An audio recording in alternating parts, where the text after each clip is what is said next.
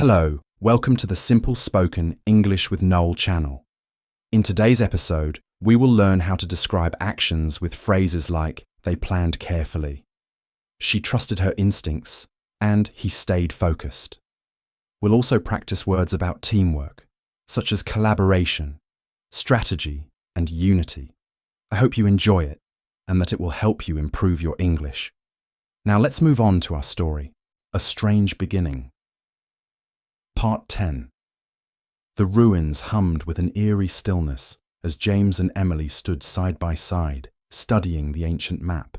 Its faded lines outlined a path leading to the heart of the forest, a place marked only by a black spiral. Emily pointed to the map. "This is where we must go," she said. "But the journey will not be easy. The darkness will try to stop us." James nodded.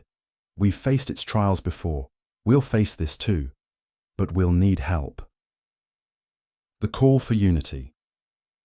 The next morning, James and Emily gathered the villagers in the town square. James stood at the center, holding the glowing stone.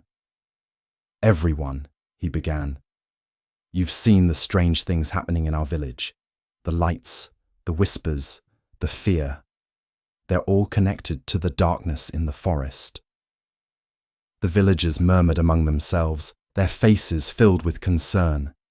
Emily stepped forward. "James has faced the trials of the ruins and uncovered the truth. The darkness is growing and it threatens all of us, but together we can stop it." An older villager named Martha spoke up. "How can we fight something we don't understand?" James held up the stone. "By standing together. The darkness thrives on fear and isolation. But when we unite, our light is stronger." One by one, the villagers stepped forward, pledging their support.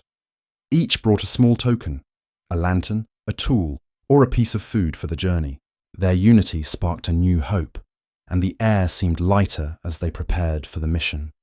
The journey begins. The next day, James, Emily, and a group of villagers set out for the forest. The path was narrow, surrounded by towering trees that blocked the sunlight.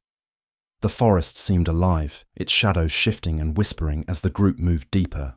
James led the way, holding the map and the glowing stone. Emily walked beside him, her calm presence steadying the group. Behind them, the villagers carried supplies and lanterns, their lights flickering like fireflies in the dark. As they walked, the whispers grew louder. "Turn back!" the voices hissed. "You don't belong here!" The villagers hesitated, fear flickering in their eyes. James stopped and turned to them. "Remember why we're here," he said. "The darkness wants to scare us, but we're stronger together." Emily raised her lantern, its light cutting through the shadows. "Focus on the light," she said. "It will guide us." Encouraged, the group pressed on. The whispers faded, replaced by a strange silence that felt even more unsettling. The first barrier. Hours into the journey, the group reached a deep ravine. A broken bridge hung precariously over the gap, its wooden planks worn and unstable. James studied the bridge. "We need to cross, but it's dangerous." A young villager named Thomas stepped forward. "I'll test it," he said. He carefully stepped onto the bridge, holding onto the ropes for balance. The planks creaked under his weight, but they held. "Come one at a time," Thomas called out. "It's safe if we're careful." One by one, the villagers crossed the bridge. James and Emily were the last to cross, their eyes scanning the shadows for any sign of the darkness. Just as they reached the other side, the whispers returned, louder than before. "You will fail," they taunted. The group huddled together, their lanterns glowing brightly. "We won't listen," Emily said firmly. "Keep moving." A glimpse of the darkness.